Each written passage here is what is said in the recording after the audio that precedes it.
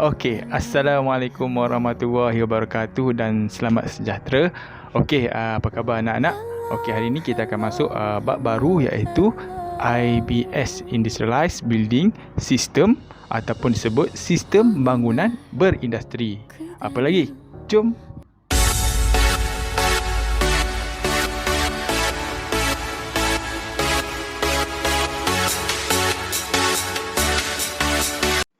Okey, Assalamualaikum warahmatullahi wabarakatuh. Sekali lagi.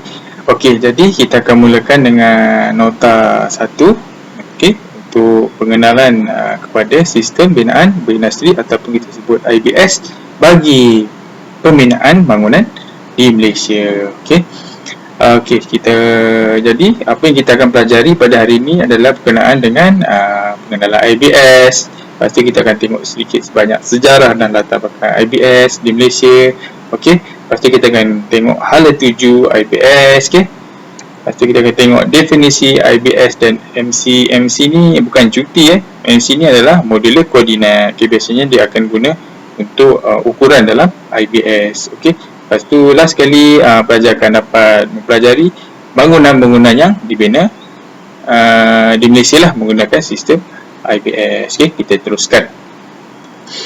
Okey, kita akan masuk sejarah dan latar belakang IBS. Okey, sebenarnya IBS ni dia dah bawa dekat Eropah, okey, pada tahun 1964. Okey, bila kita dapat maklumat, kita dapat info daripada sana, okey.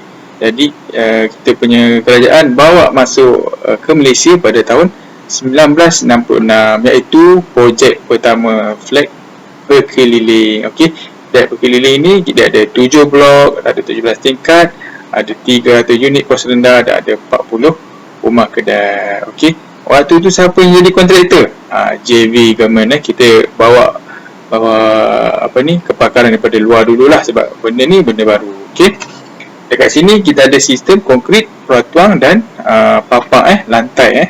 Okey, lantai, dan siap dalam masa 27 bulan, iaitu anggarannya 2 tahun 3 bulan lah, okey, lebih kurang. Okey, next. Okey, sejarah lain, bangunan lain yang dibina termasuklah di Pulau Pinang, okey, pada tahun 1969. Okey, ada 6 blok, ada 17 tingkat, okey, 3 blok, 18 tingkat. Okey, dibina oleh Ho Steve and Chi Seng. Okey,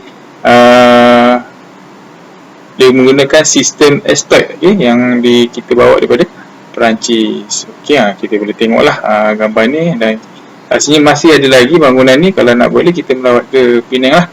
Okey. Okey, ini yang menarik. Sejarah dan latar belakang IBS. Okey, projek-projek perumahan banyaklah yang kerajaan buat pada tahun 1970-an dan 80-an. Okey, tetapi ada juga projek-projek hybrid. Hybrid ni projek-projek mega lah yang besar. Contohnya seperti KLIA, Stadium Bukit Jalil, Putrajaya, okey, KL Sentral, Menara KL, KLCC dan juga LRT. Ini semua pelajar dan rakyat Malaysia tahulah. Okey, sebab ini adalah hasil-hasil projek kebanggaan kita. Okey, next. Okey, ni gambar-gambar dia. Okey, kalau yang belum kenal, belum tengok, jom kita tengok. Okey, ni yang sebelah sini adalah ni KL Tower. Okey, ni Petronas Tower. Okey, dan ni Stadium Bukit Jalil yang kita buat untuk apa? Untuk sukan Commonwealth. Okey. Next. Okey, hala tuju IBS. Jadi bila kita masukkan IBS ni, kita tak boleh buat sewenang-wenangnya. Okey, kita kena, kerajaan dah tetapkan kita punya hala tuju. Okey, jadi kat situ ada satu akta yang digubal, okey, ataupun kita pindah, iaitu akta 520. Okey, Akta Lembaga Pembangunan Industri Pembinaan Malaysia. Okey, binaan 2011. Di mana akta itu mengatakan mengawasi pelaksanaan sistem binaan berindustri dalam industri pembinaan. Seksyen 4.1/1. Okey, boleh kita teruskan? Okey, anak-anak, pelajar-pelajar sekalian. Okey, kita juga ada CIMP, iaitu 2006 hingga 2015, iaitu Pelan Induk Industri Pembinaan. Okey, kalau ikut betul sekarang ni dah 2021, kini pelan yang memercu lah, yang membawa kita punya sebagai IBS ni sebagai kita punya panduan lah, benchmark Okey, lepas tu kita ada trust strategi nombor 5, iaitu inovasi melalui R&D untuk menerima pakai kaedah pembinaan baru. Okey, jadi kita daripada dulu banyak menggunakan pembinaan konvensional lah. Okey, IBS ni tak menyuruh tapi dah ada. Okey, sekarang ni kita nak cuba perkenalkan, kalau seboleh-bolehnya kita nak banyakkan projek-projek IBS di Malaysia. Okey, selain tu ada lagi tambahan untuk ala tuju IBS. Kita ada roadmap IBS 2003 hingga 2010, di mana waktu itu kerajaan nak kandungan untuk ataupun pembinaan IBS mesti ada untuk setiap-setiap projek. Okey, pada 2006 memperkenalkan intensif pembayaran cukai Accelerate Capital Allowance ACA untuk pengeluar IBS untuk membeli acuan keluli. Kira waktu tu kita nak support lah untuk buat mall untuk IBS ni. Okey, pada 31 Oktober 2008 telah keluar surat pilihan pemandaraan, iaitu kerajaan nak 70% IBS mesti ada dalam score IBS score. Okey, 70% untuk projek mesti ada dalam IBS score, terutamanya untuk projek-projek kerajaan. Okey, next. Okey, ini kita punya roadmap. Okey, buku roadmap panduan kita. Lepas tu ada lagi roadmap for yang warna biru ni. Okey, yang dikeluarkan pada tahun 2011 hingga 2015 yang kita sebut tadi. Okey. Okey, apa yang terkandung di dalam roadmap IBS 2011 hingga 2015? Okey, kat sini dia tulis kesinambungan penggunaan IBS dalam industri pembinaan di Malaysia. Maksud dia nak projek ni diteruskan. Okey, diteruskan. Kita tak nak IBS ni kita kenal bawa ke Malaysia, tapi orang tak nak guna sistem IBS ni. Okey, sebenarnya IBS ni ada banyak kebaikan dia. Okey, jadi kita mengekalkan 70% IBS score untuk projek-projek pembinaan kerajaan. Okey, dan yang ketiga, kita menyarankan sektor swasta yang perlulah mencapai purata 50% IBS score melalui 2012. Okey. Okey, apa itu IBS? Ini yang menarik ni. Okey, orang selalu kamu kat luar kan, saya sebut, ni projek IBS, itu projek IBS, tapi kamu tak tahu apa itu IBS. Okey, jadi hari ini cikgu akan terangkan apa definisi IBS. Okey, IBS ialah pembinaan ataupun kaedah pembinaan bangunan yang mana komponennya dihasilkan di dalam keadaan tak awal. Okey, sama ada di kilang ataupun di tapak bina. Okey, ianya diangkut dan dipasang dalam kerja pembinaan dengan penggunaan pekerja yang minimum di tapak bina. Okey, kamu faham tak faham? Okey, kalau tak faham cuba terangkan. Dia macam ni lah. Okey, konsep dia macam kita buat Lego. Okey, kamu dapat beli Lego. Okey, Lego ni kita bayangkan dia macam komponen-komponen IBS ni lah. Jadi bila kamu Lego ni kan dalam bentuk banyak part tu kan. Okey, jadi kamu pasang, jadilah satu design ataupun projek bangunan yang kamu buat. Okey, nampak tak? Jadi komponen-komponen tu dah siap. Okey, kalau dalam pembinaan contohnya komponen-komponen siap, maksudnya tiang dah ada. Okey, tiang dah ada, dia punya beam ataupun kita sebut rasuk dah ada, ataupun kita sebut slab dah ada. Jadi kita tinggal pasang, ikut dia punya design, ikut dia punya lukisan, terhasillah sebuah bangunan. Dekat mana dia buat komponen-komponennya? Di kilang, ataupun dia kata dekat tapak bina. Contohnya kalau ada satu projek besar, okey, satu projek besar dekat tapak bina tu sebelah dia ataupun kawasan pemampiran dia akan dia akan buat kilang temporary. Maksudnya kat situ dia akan hasilkan komponen-komponen. Okey, kalau kita buat kilang tu, ataupun kita ambil komponen-komponen daripada kilang. Contohnya kilang tu berada jauh. Okey, berada jauh mungkin 20-30 km kan. Okey, nak bawa kat situ dah makan kos kos pengangkutan, okey, masa, okey. Jadi dia buat satu kilang dekat sebelah site tu, tapak bina temporary, untuk dia jadikan komponen-komponen untuk IBS. Okey. Okey, sebelum kita pergi ke tajuk seterusnya, kita akan tonton video ini dahulu.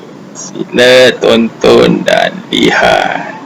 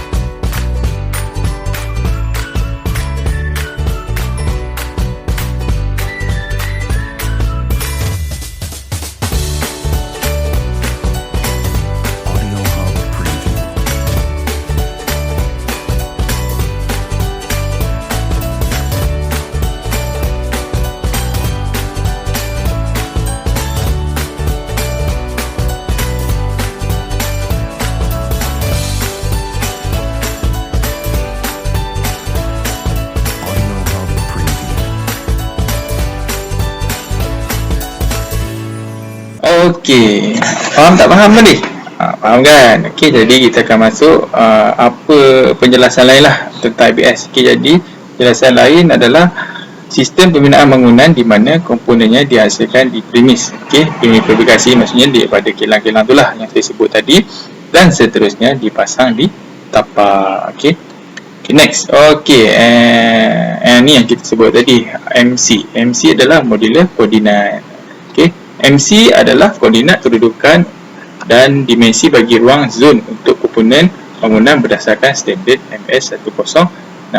Okey, jadi dekat untuk projek-projek IBS ni dia ada dia punya koordinat dia. Kita tak pakai yang conventional punya koordinat.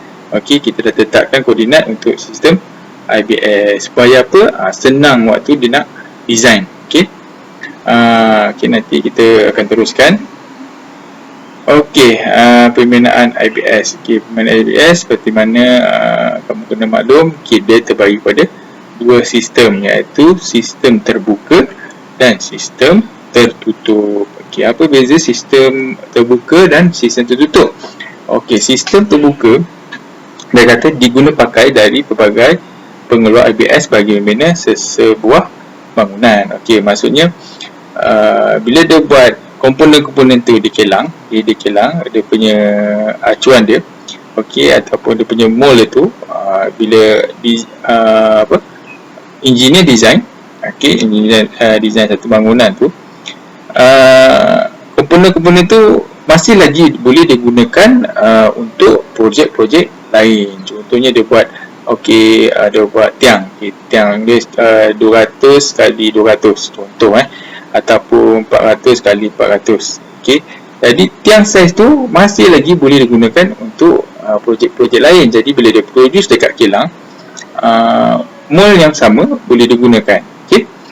Tetapi bagi untuk yang tertutup, okey, komponen bangunan yang dihasilkan adalah bersifat proprietary. Okey, di mana komponen-komponen bagi sesebuah bangunan adalah dihasilkan dari satu pengeluar IBS, okay, ataupun kata nama lain specialist. Okay, contohnya kalau kita nak macam tadi projek IBS hybrid, okay, hybrid contohnya KLCC, okay, lepas tu menara KL kan, ataupun stadium. Okay, biasanya komponen-komponen ni bukan bersifat boleh sharing, maksudnya dia hanya untuk projek yang tertentu sahaja. Okay. Okay, next. Okay, kita akan masuk kepada 5 kategori IBS. Okay. Yang pertama, konkrit peratuang. Okay. Pertama, konkrit bertuang. Ingat murid, tolong ingat, ni penting konkrit bertuang. Yang kedua adalah blok. Okey, blok. Yang ketiga, kerangka keluli ataupun kita panggil steel framing. Yang keempat, kerangka kayu, timber framing. Dan yang kelima adalah acuan berulang, reusable overwork. Okey, jadi untuk kelas akan datang saya akan terangkan lebih lanjut berkenaan dengan kelima-lima kategori ini. Okey, sehingga berjumpa lagi pada lain masa. Okey, cikgu doakan kamu semua sihat, dipanjangkan umur dan murah rezeki. Okey, jumpa lagi. Assalamualaikum.